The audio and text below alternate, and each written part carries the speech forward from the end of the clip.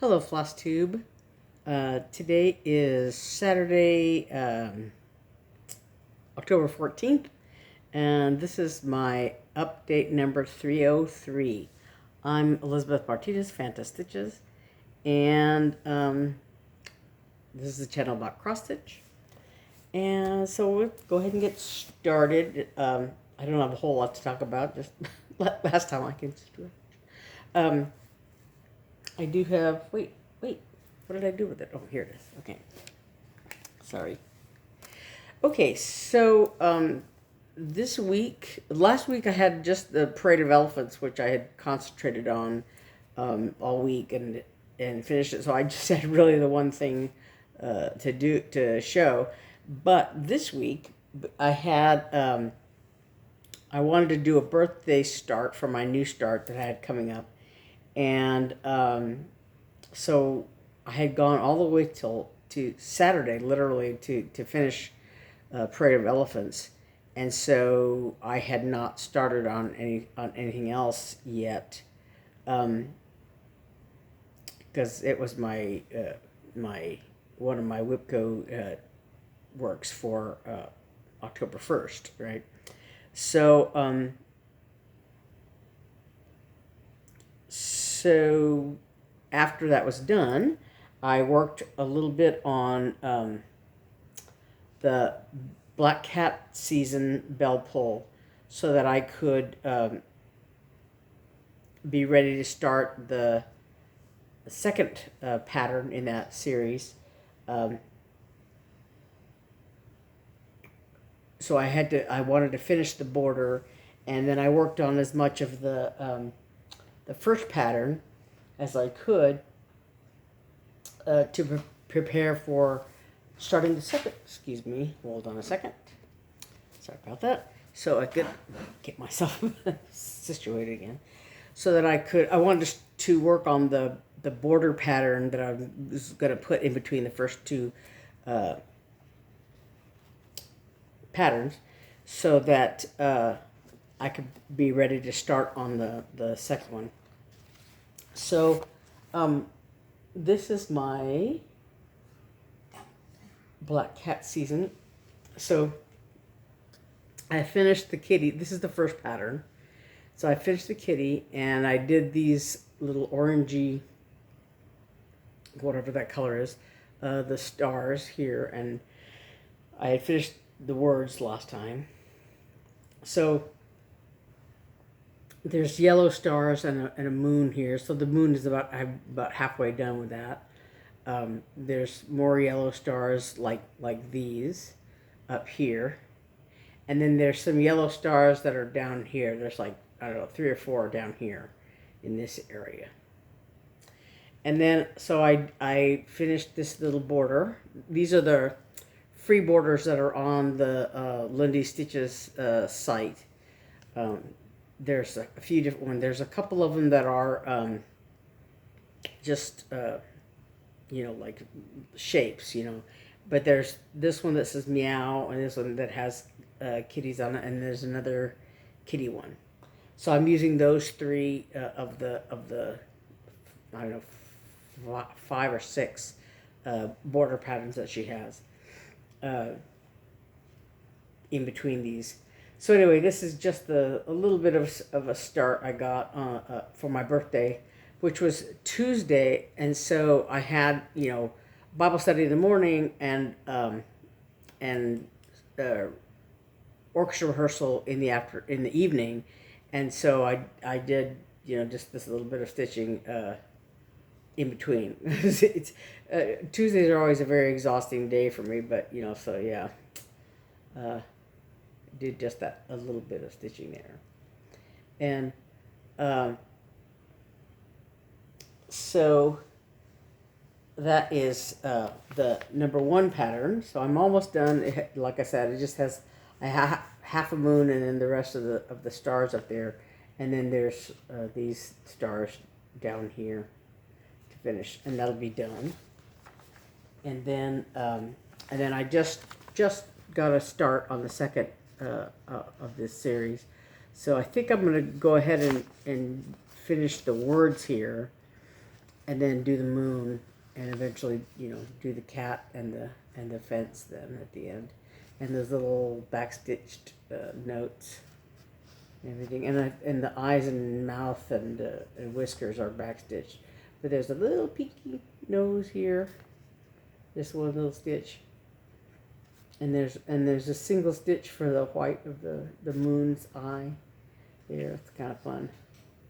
But anyway, so that's number 2. So I'm gonna do some more stitching on that eventually, at the end of this month. And I have another new start in the series A Year in the Woods by Cottage Garden Samplings. This is, I've already mentioned it before, but this is by Stephanie Webb of Lindy Stitches.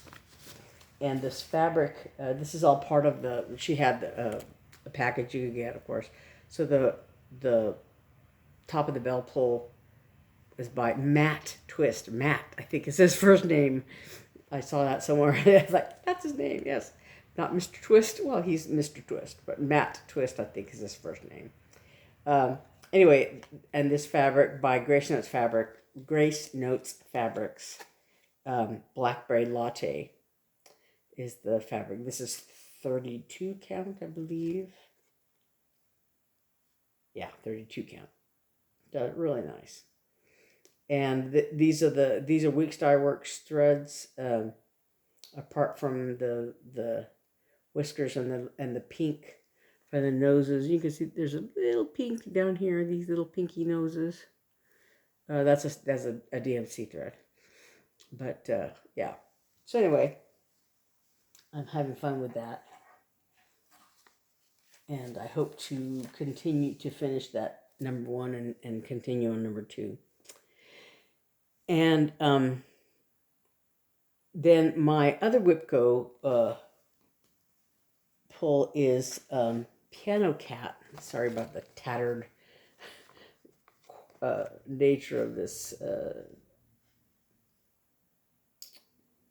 cover of this kit, but I want to say one of the viewers of our channel that I do with my sisters, the Three Sisters Creative channel, somebody there had talked about how she was a little intimidated by the fact that she stitches with kits. It's more convenient for her to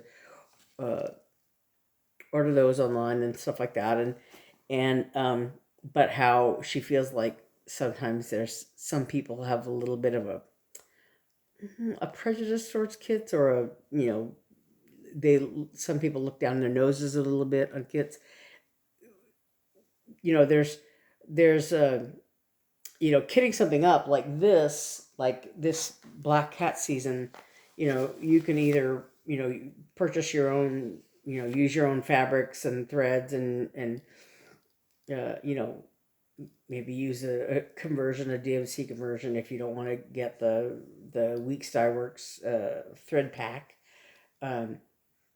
or if you have threads in your stash that you want to use, whatever. But there's a difference between purchasing sort of a kitted product, like this is a special fabric that was designed for this kit, and there's all the patterns and all that stuff. There's that kind of kitted up project, and then there's the kind that you just buy a kit off the shelf, like at Hobby Lobby or Joann's or whatever, and they often come with that, usually either DMC threads or threads by the manufacturer or whatever, that like Winter Gathering is a dimensions kit, and so it came with all these threads that have dimensions numbers on them. They don't necessarily have DMC numbers, but they come with all the threads. And they come usually with Aida cloth, because it's very basic and simple to use, whatever. Winter Gathering, I think it came with a colored, like a blue Aida cloth. This one came with white, it came with the threads, and they're basically DMC threads. I think there's a sort of a disclaimer in the kit that says, they're DMC numbers, corresponding numbers, but not necessarily DMC threads, basically. And they might not be DMC threads, but they correspond in color. So like I was just thinking, if I run out of, one of these colors, I think I can use the DMC equivalent to supplement it or whatever. But anyway, so some people are very dismissive of the Aida cloth that comes in these kits. There's, it can be very stiff. It can, very difficult to work with. But I think that the one thing that's really nice about it is it's very easy to see the holes, and if some people prefer it just because it's easier to work with. You don't have to make sure you're in the right place. You don't have to worry about sometimes the thread will, if you're working with a specific type of fabric, you have to do I start the thread by a vertical thread or horizontal thread, and is it going to slip behind it or whatever? And and with Aida cloth, you don't have to worry about that sort of thing. It's always, it's always going to be nice and square, and and there's no schlubs like you would get in some kinds of linen, and so it's very easy to work with. And this cloth is very soft. I don't think it was all that stiff to begin with, but it's nice and soft, just like any other fabric. The reason I have this is because I oriented this fabric wrong. It was supposed to be. Yeah, I think I started stitching with it this way, and I hadn't noticed it. And I think this is the edge of the pattern. That's why there's a straight line over here. I think I had gotten all the way to the edge, and I realized that it was not going to be big enough for the way the pattern is. Yeah, so I didn't want to take all of that out because I had already done so much. So I just started with another piece of cloth. But as I say, if don't be intimidated by the fact that you're stitching out a kit. If you like the picture, have at it. And I've in the past I've worked on like this. This is just with white Aida, and I didn't even think about it. But you can, if you want to, you could dye the Aida cloth just like you could dye any other cloth. And, so you can, give it a little color depending on what you're working on or what you want to do, whatever. So, there's no reason for you to feel intimidated or looked down upon because you're stitching on Aida cloth. There's absolutely nothing wrong with it. It's just that, some people prefer this feel or that feel or the density or the coverage or the whatever on a particular piece of fabric, and it's up to individual taste, what you feel, what you like, whatever. So anyway, so since I had to start over on this pattern, I did use a piece of 28 count Lugana, which is the same thing as a 14 count Aida. And I just happened to have this, I had dyed this myself. It's a kind of a bluish, greenish, bluish color. But actually, one thing I'm glad about this, that I'm not stitching on white Aida, is that there's white in this pattern. And I think it shows up a little better. It's a little hard to see on camera, but in real life, the white shows up pretty well against the background, because I was looking at the pattern actually because I wanted to see whether or not there's a lot of backstitching here on the white, of the cat's face and the fur and all that, and I was trying to tell, is this square stitched with white or not or whatever, do I need to do that, do I not need to do it? And from the chart, it was a little unclear because of the back stitching lines, going over the square whether or not I would, should stitch it or not or whatever. And I chose to do it partly because of the blue colored background. If it was white, I don't think it would have mattered whether or not I put a white stitch in there, because the back stitch would have, precluded the need for that. But with the blue background, I did decide to put the white stitch in some places because with the back stitching line, zigzagging around it or whatever, behind the back stitch would be the white of the fur of the cat's face or whatever, So, I was making those decisions as I was going along. But anyway, I worked a lot on this gray. So the other time I worked on it, I had finished more of, this is like his little paw. And the other one I had finished more of, this part. So anyway, I worked on around in here. It's hard to tell because it's so pixelated. But I worked on this area here. And because I am sort of a color completist, I was working on just the one color. And after a while, I got kind of sick of it. So I came over here and I had put, when I restarted this, I had put the eye and this little pink of his nose and the pink of his mouth. I had put that in just, and I put in, this is a piece of music that the cat's looking at, yowling along with. It's just like meow, purr, meow, meow, purr, purr, whatever. And so,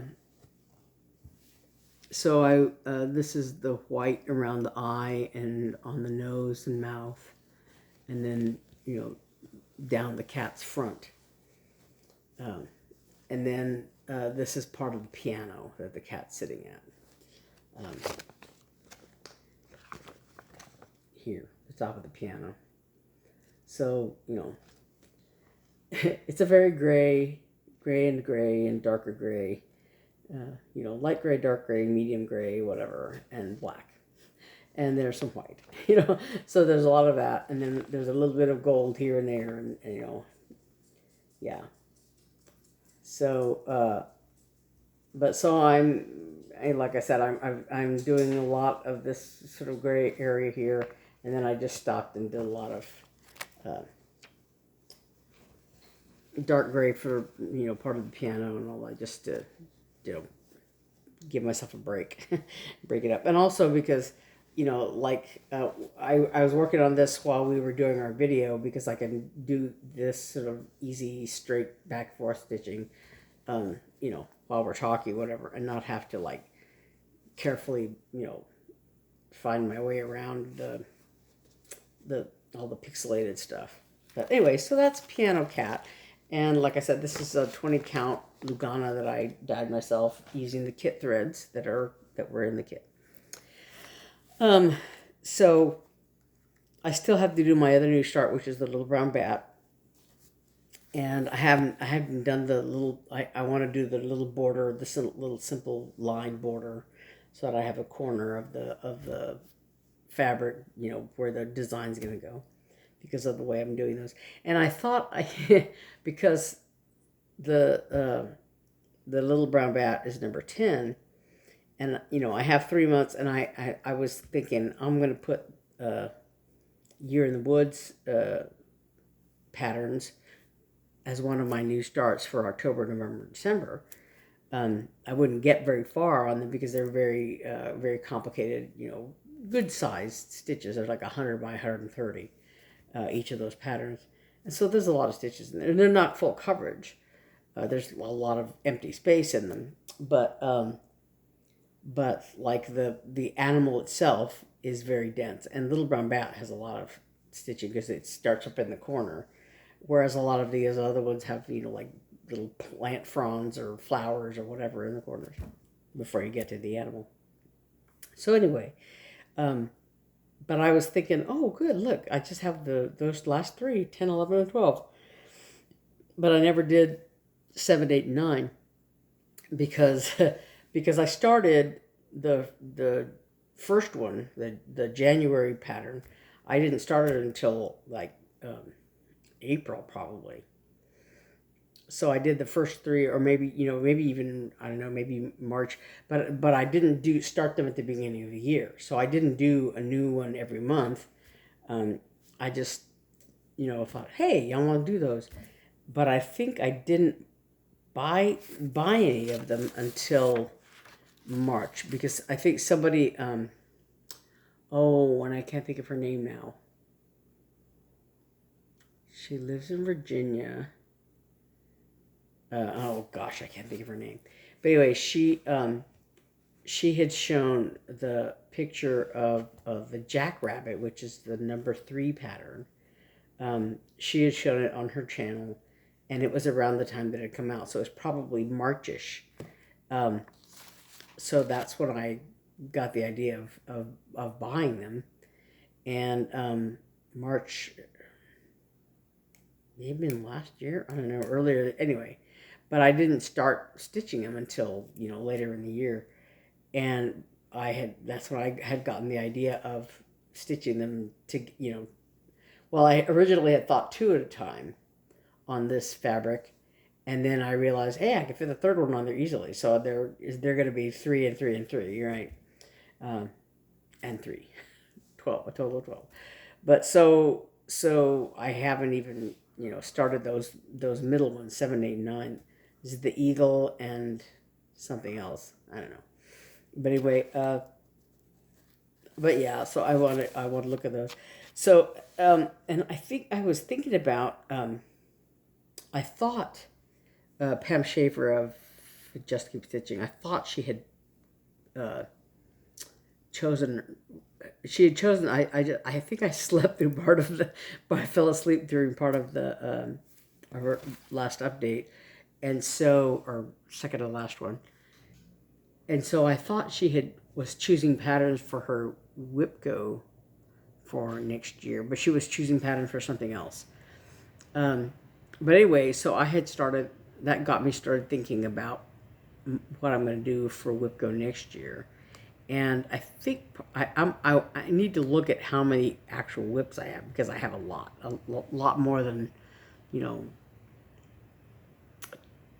25 or whatever the bingo board is. I have a lot.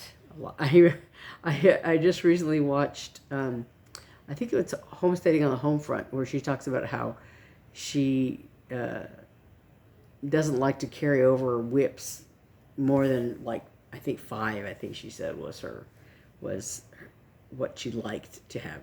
So she didn't like to have like 6 or 7 whips. So she was, trying to get some things done so that she would only have 5 going into the new year or whatever. And I was like, oh, those days are long gone.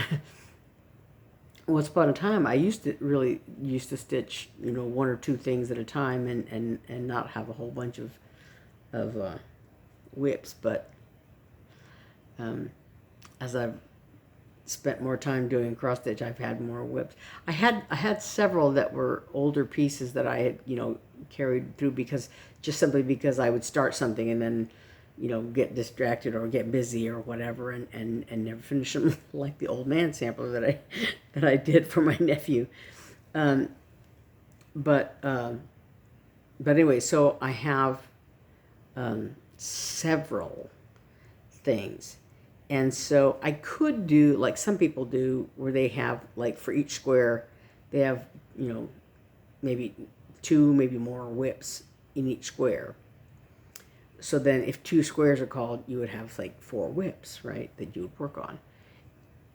And so, and you would have, like a short goal for each one, like maybe working on it one day, maybe working on it so many stitches, maybe working on it, at so many days, but, have it worked out so you could squeeze all 4 things in, or however many whips into that day or whatever, into that month. So I don't know. I might end up doing something like that. I also had thought about doing some of my sounds that are multi-part, like there's a Tinymodernist Sleepy Hollow, that has that it was a mystery Sal, and so each release was a whole section, right? So the first, it was like a little poem thing. Do I have it here? I probably have it. Hold on. But so you could either do it all in one, like a large, piece, or you could do each one separately as like a drum, and it came if you chose to do it as a drum, it came with a top round pattern for the top part of the drum, as well as then the strip for the side of the drum, and so that's what I optimistically thought I would do. So yeah, so this is the pattern. So I finished this strip, and I think I almost finished this, but not quite. And I haven't done any of those little toppers. And I haven't done the third or fourth strip. So I thought, well, okay, if I put this on my WIPGO, what would be my goal? Maybe to start each of the pieces, to finish this one and start that one. How would I differentiate it from, but do I have enough of these little, kind of Sal things that are actual separate pieces, as opposed to like Daily Walk in the Woods or Hello Fall, or no, Hello Pumpkin. It's like Hello Pumpkin is one picture, like the tree, right? This autumn tree, and you just have all these leaves and animals and things like that are in the shape of a tree. I could do that. I could do all Sal's, for instance. Daily Walk in the Woods, Hello Pumpkin, Sleepy Hollow, Santa's House, and then of course Black Cat Season. If I don't finish it, because there's 6 parts to this. I don't know how many patterns I have that would fall into that category, and then I could fill out the rest of the WIPGO board with all my other cells. Something like one of my new starts that I did this year was Starry Night, which is, I think, 5 or 6 different related patterns, kind of like the Blackrock Angels that I did. Blackrock Angels, you could do just 1 or 2 of those, but there's a total of, 8, I think. And so Starry Night is kind of the same way. You could do any one of them individually as like an ornament or whatever you want to do, but there's 5 or 6 they're all related, right? It's all the nativity story. So I don't know, but these are the things I'm contemplating for next year. Or I could just do WIPs, because I've got a ton of them. Some of them are small enough or close enough to being finished that I could finish them. That might be my goal. And others, I don't know what my goals will be. Maybe 6 days, 3 days, however many days, just so that I can squeeze them all in there. So I think I'm going to have to count all my WIPs and see what I have and how I can maybe squeeze them all in. And I still want to keep doing new starts. As a matter of fact, all this talk about kits, I have some kits. I have a special box that I have just kits in, that I have not started. I have some that I've started working on that that are on my WIPGO list, or have been on my WIPGO list. But I know I have some set aside that I have not started yet, and I have to sort of look at them again to see do I really want them. I know there's one. I've seen a couple of variations of it, but the one I have is called, I think it's called Frog Pile. but it's all these different colorful, like tree frog kind of color frogs, in a stack or whatever. Um, and I would kind of like to do that one. It's kind of fun. But again, it's in my little kit box of kits, and the problem with that is that they're kind of out of sight, out of mind. I keep basically forgetting that I have them. Kind of thinking, oh yeah, I've got those. But I also have my big notebook that has a whole bunch of patterns in it, and the Jingle Balls coming up. Um, I think I'm gonna try to restrain myself and buy like maybe only the Jingle Ball exclusives, because because that's where I tripped up last year, and I bought a couple things like, oh, that's really cute, and I already had it in punch needle and primitive stitcher, or I already had the actual pattern that was part of my giveaway a couple weeks ago. Oh, by the way, if you won the giveaway, you should hopefully have your giveaway patterns by now, I think. So let me know if you have any kind of a problem, but I think you should have them already by now. Anyway, so I have a lot to think about in terms of my WIPGO projects for next year. But fortunately, I have a little bit of time to think about that and to sort of assess where I am and what's coming up. But by the way of haul, I have a little bit of haul.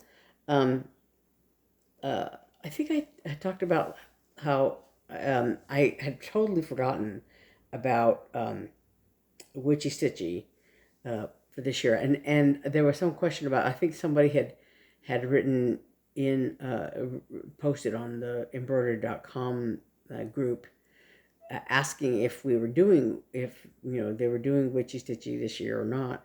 And I think the answer that I saw was that people are still basically participating, but it's not official and doesn't have there's not a needle minder for it or whatever this year.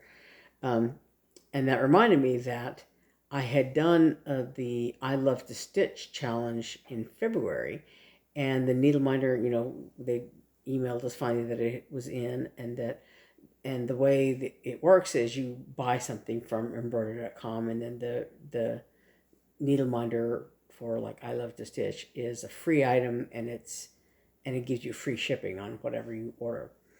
So I had never gotten around to order anything, so that reminded me that, oh yeah, I have to get that needle minder before it expired or whatever. So I got the I Love to Stitch needle minder here. There's a little angel halo and devil horns on this side. Yeah. So this was February 2023. It has a little 2023 on there.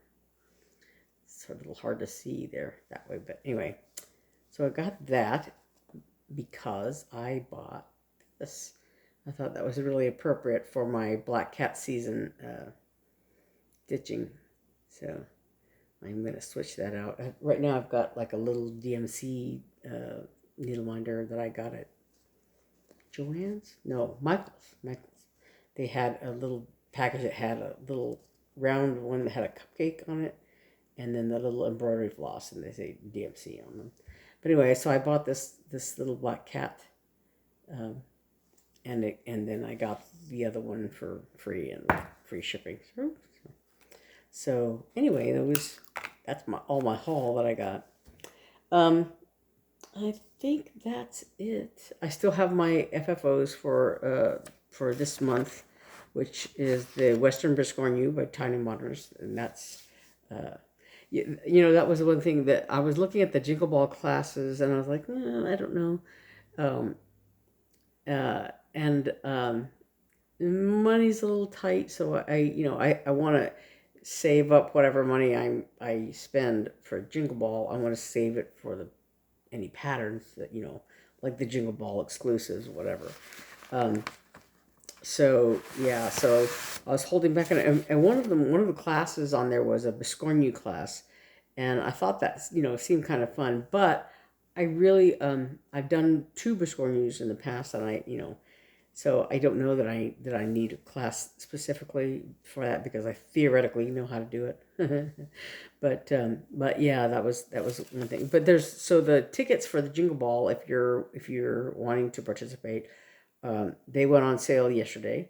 So the tickets are very easy to come by. They're only like $10, and since it's a virtual event, there's no limit on seating like you might have at a other retreat.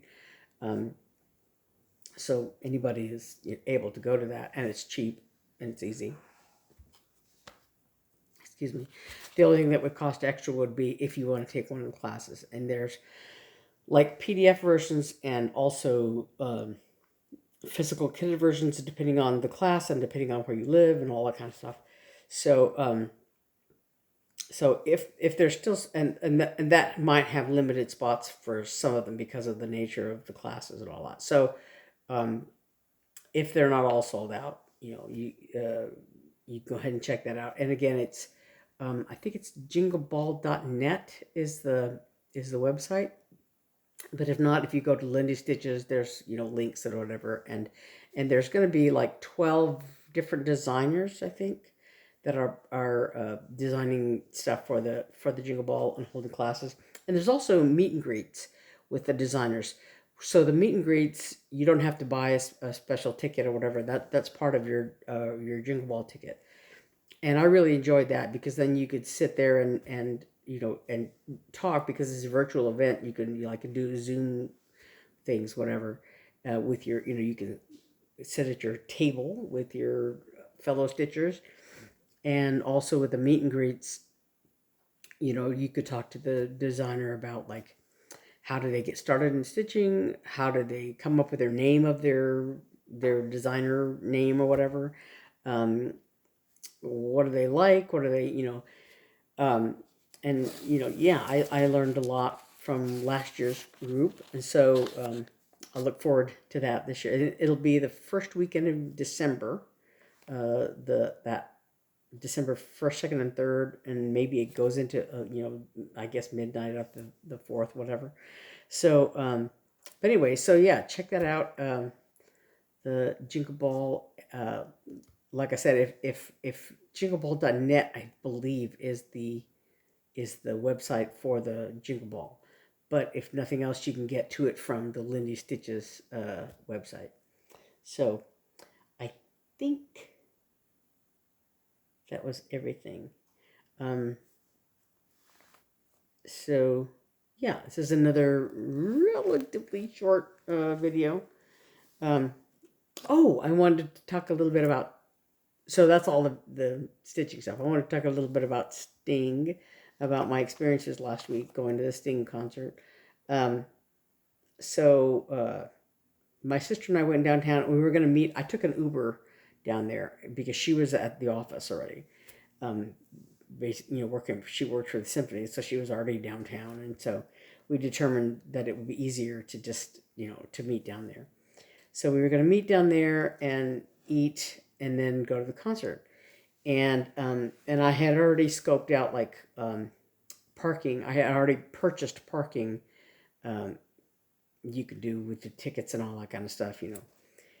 So I had purchased a parking we had gone because on Sunday when my older sister and my younger sister and I had all gone to hear the Beatles Reimagined, which is a really really good concert.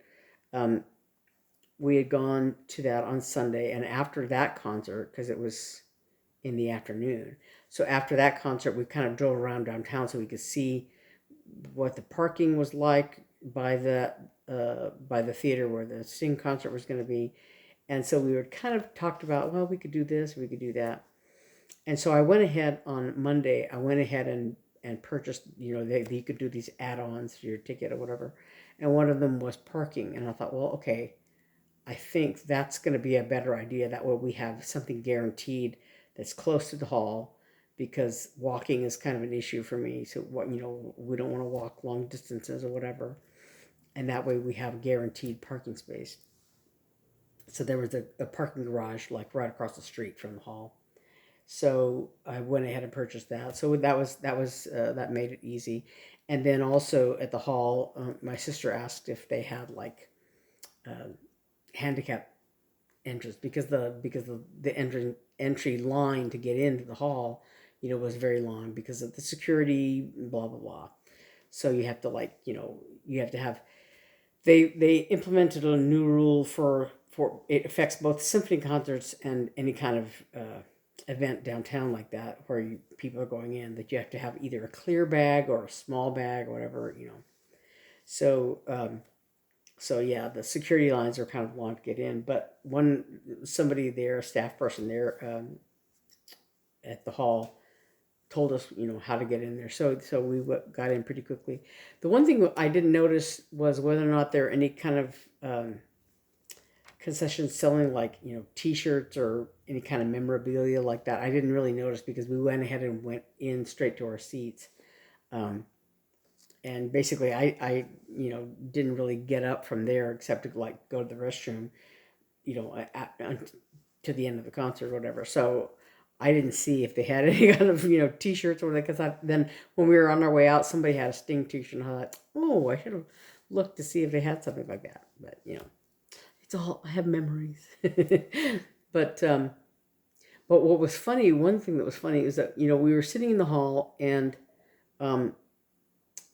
we had sort of special, limited mobility seating is what they call it. So we were on the end of this one row, and there were several people like sort of in the middle of the row, and because we were like right on the edge where the balcony was, everybody had to walk past us to get by. So it was a little, squeezy, but it was a good seat. We had a good view, because one thing I was a little wary of was like, sitting down, like if we had sat down on the floor level, if because I knew like, okay, it's a concert, people are going to stand up at some point, and I thought, if they stand up, I'm not going to be able to stand up. I can't stand up for the whole, 2-hour concert or whatever.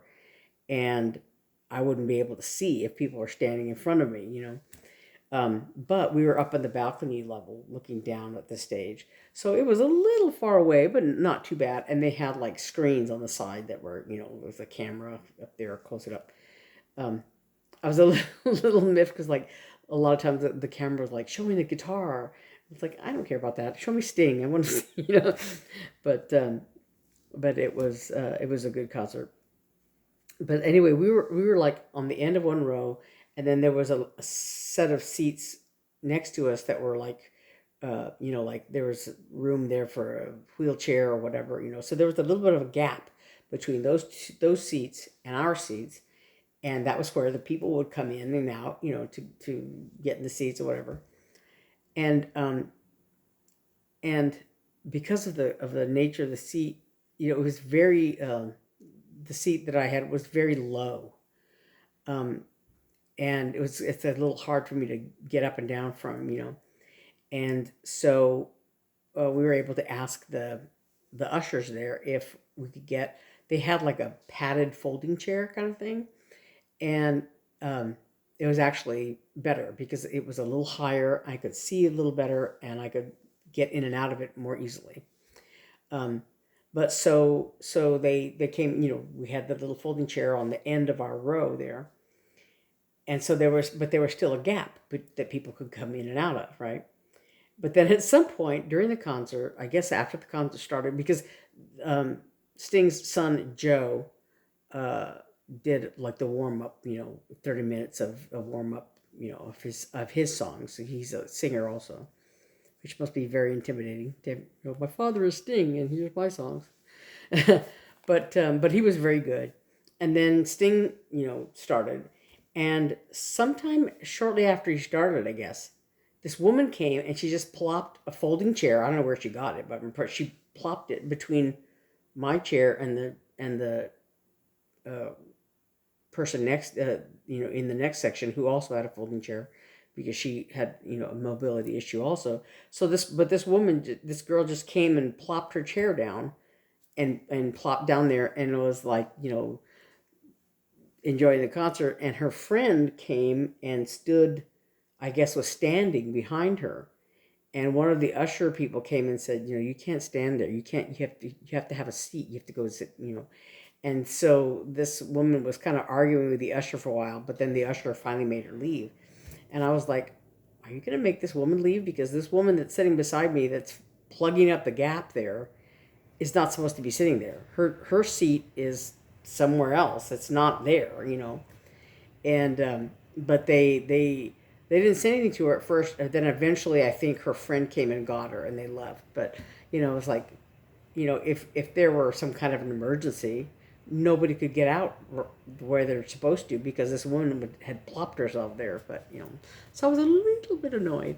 But like I said, don't hurt the running any, I guess. So, but overall, the concert was very enjoyable. So yeah, so that was fun. And then and tonight I'm going back downtown. My older sisters give me a ride down to go downtown to hear the symphony again. They're I guess the first time I went with my younger sister